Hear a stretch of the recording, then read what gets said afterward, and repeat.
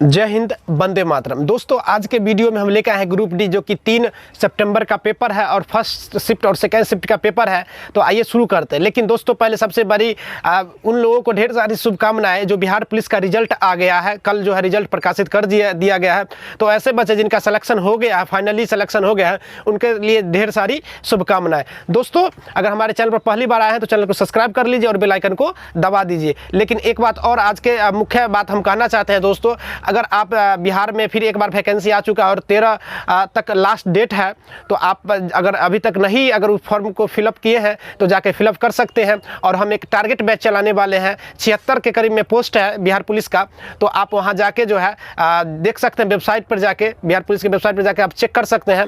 तो चलिए, अगर आप नहीं भरे हैं तो जाके फिलअप कीजिए, हम आप लोगों को तैयारी टारगेट बैच के हिसाब से करा देंगे। तो हमारे चैनल पर आए हैं, पहली बार अगर आए होंगे तो जरूर सब्सक्राइब करें ताकि आने वाला हर वीडियो आप तक पहुंच सके। दोस्तों, ये पेपर 3 जो है सितंबर का दिया गया पेपर है। तो हम आइए शुरू करते हैं, और बहुत ही मज़ेदार है और कुछ ऐसे प्रश्न हैं जो कि बहुत मज़ा आएगा आपको बनाने में, ट्रिक के साथ बनाते हैं। चलिए यहाँ देखिए, क्वेश्चन नंबर यहाँ कह रहा है, यहाँ पर लिखा हुआ कुछ नहीं है, बाद में हम प्रश्न को एडिट करके डाल देते हैं, जो कि लिखने में बहुत समय लग जाता है। तो आइए शुरू करते हैं। कहता है, एक टीवी का सेट 7500 रुपये में खरीद कर 6600 रुपये में बेच देता है। बहुत ही आसान सवाल है। यानी कि कोई व्यक्ति है जो खरीदता कितना में है, यानी कि क्रय मूल्य अगर मान लिया जाए उसको क्रय मूल्य, तो क्रय मूल्य यानी कि उसको जो है 7500 रुपया में क्या करता है, खरीदता है। और बेच कितना में देता है, तो बेचने वाला को विक्रय मूल्य कहा जाता है। दोस्तों ध्यान में रखिए, खरीदेंगे तो क्रय मूल्य और बेचेंगे तो विक्रय मूल्य। तो खरीदे कितना में, आप 7500 में, और यानी कि बेच दिए। यहाँ पर आपको दिखाई दे रहा होगा यहाँ प्रश्न।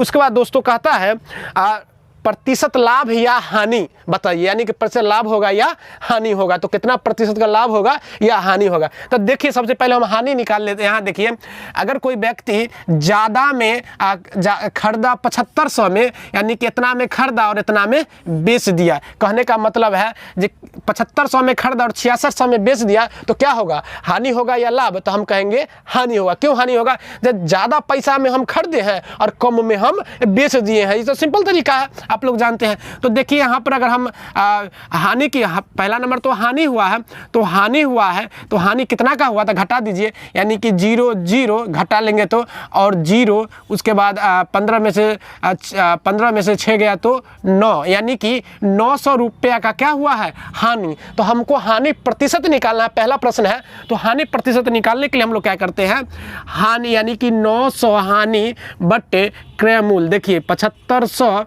और गुना परसेंटेज निकालने के लिए 100। तो आइए यहाँ पे जो है एक देखिए, 1 0 से 1 0, 2 0 से 2 0 समाप्त हो गया। हमको क्या बचा, ध्यान से देखिए, आगे यहाँ पे हम बता देते हैं।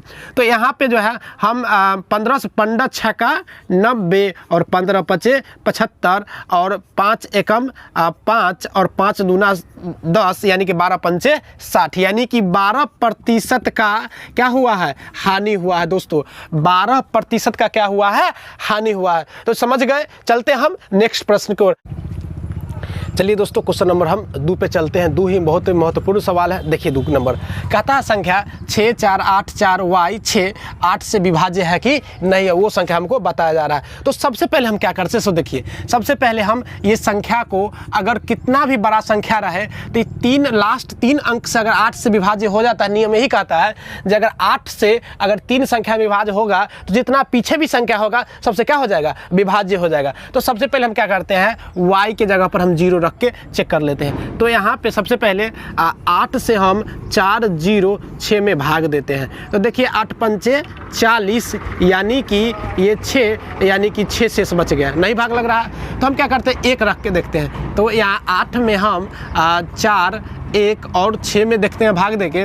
तो 8 पंचे 40, यानी कि 1 और 6, 8 दूना 16, यानी कहने का मतलब क्या हो गया, पूर्ण रूप से भाग लग गया। तो दोस्तों बहुत ही आसान है। देखिए यहाँ पे 3 अंक हमने ले लिए। तो यहाँ पे क्या है, y का मान जो होगा वो कितना होगा, ऑप्शन में y का मान कितना होगा, 1 अगर रख देंगे, यानी कि संख्या पे अगर हम 1 रख दे तो ये संख्या पूर्णतः क्या हो जाएगा, विभाजित होगा। इसका नियम यही कहता है। तो चलिए हम नेक्स्ट क्वेश्चन पे चलते हैं। चलिए क्वेश्चन नंबर हम 3 देख लेते हैं। 3 बहुत ही महत्वपूर्ण सवाल है और आप बने रहिए वीडियो के अंत तक। देखिए पूछा गया है, फर्स्ट शिफ्ट में पूछा गया, कहता है क्वेश्चन, एक बड़ी से बड़ी संख्या ज्ञात करें जिसे 158 और 285 से भाग देने पर 4 और 5 शेषफल बचे। कहने का मतलब है जो क्वेश्चन में कहता है जो 158 और 285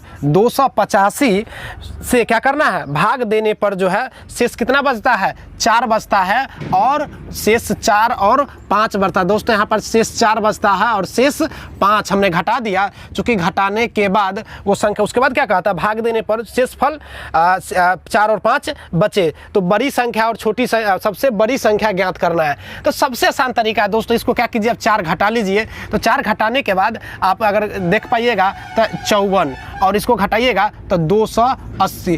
कुछ नहीं करना, बहुत ही सिंपल तरीका। बड़ी संख्या निकालने के लिए हम इन दोनों का क्या करते हैं, मौसा निकाल लेते हैं। आप ऐसे भी 154 और 280 का मौसा निकाल सकते हैं या आप ऐसे भी निकाल सकते हैं। तो चलिए हम आसान तरीका से देख लेते हैं।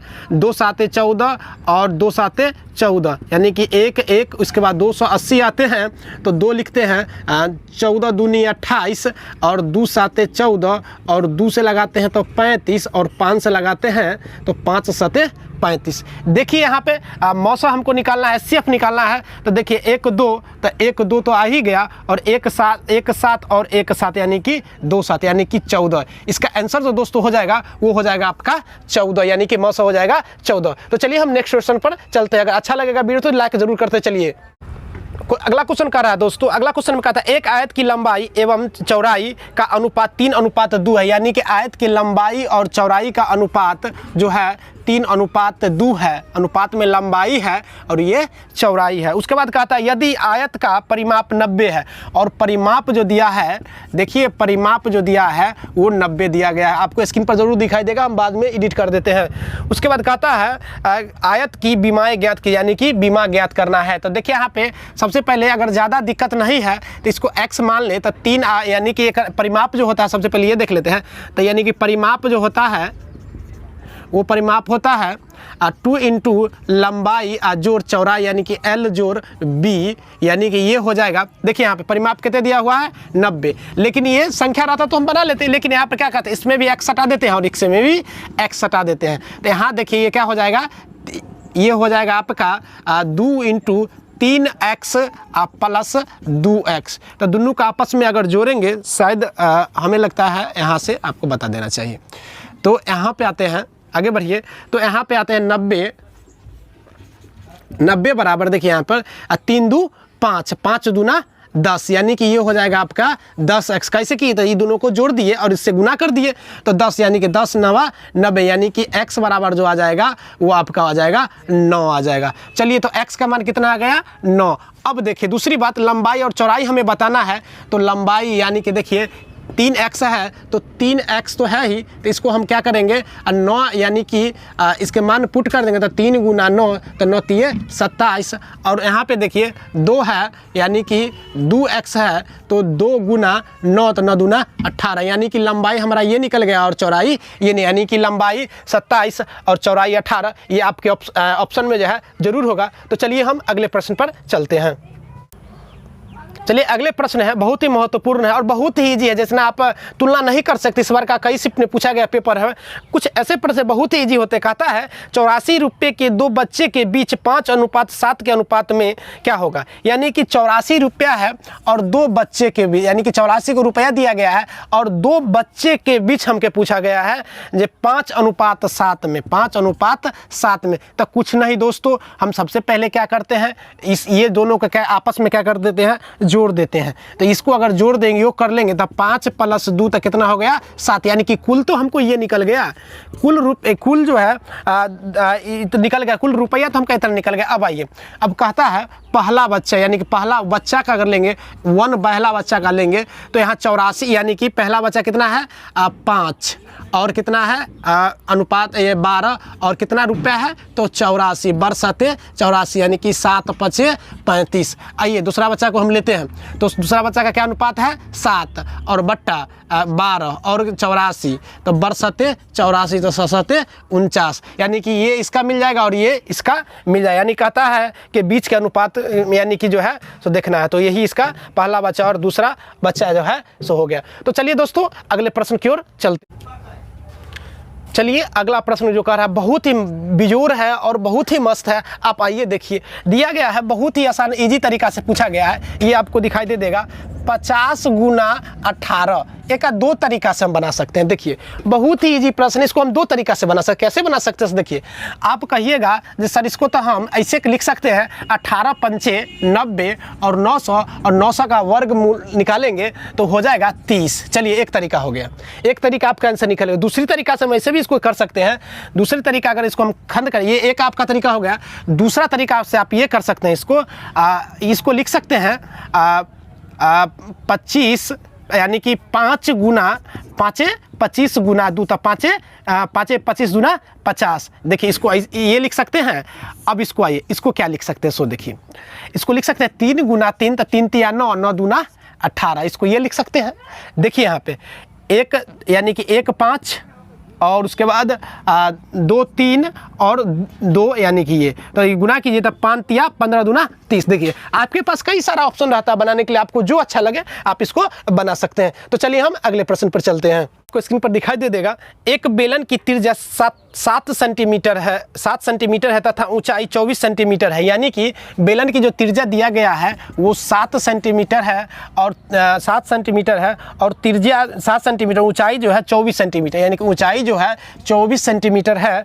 तो कहता है बेलन का पूर्ण सतह का क्षेत्रफल।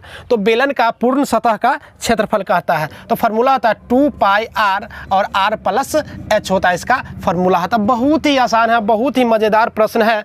तो आइए हम इसको देखते हैं। 2 पाई r और r प्लस h का फार्मूला होता है। तो दोस्तों यहाँ पर दिया गया है त्रिज्या भी दिया गया है और ऊंचाई भी दिया गया है। आइए हम शुरू करते हैं। तो बहुत आसान है, 2 गुना 22/7 और त्रिज्या तो 7 दिया हुआ है, 7 प्लस h का मान तो 24 है, हम लिख देते हैं। आगे आइए यहाँ पर क्या दिया हुआ है, शायद दिखाई देता है। ये 7 से 7 कैंसिल, 22 चौके कितना हो गया 22 माफ़ कीजिए 22 दूना 44 हो जाएगा और ये 14 और 7 यानी कि 7 4 11 और 2 1 3 यानी कि 31। इसको गुना कर दीजिए। तो गुना जब हम कर देंगे तो यानी कि इसका जो गुना करेंगे तो इसका गुना हो जाएगा आपका 44 31 44 और 4 तिया 12 4 तिया 12 13 4 6 3 यानी कि 1364। आपका जो आंसर होगा 1364 जो है आपका आंसर हो जाएगा। तो चलिए दोस्तों वीडियो अच्छा लगा होगा तो ज़रूर लाइक कर दीजिए, शेयर कर दीजिए।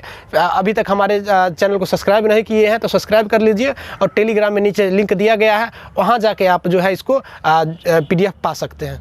फिर मिलते हैं नेक्स्ट वीडियो में, तब तक के लिए जय हिंद।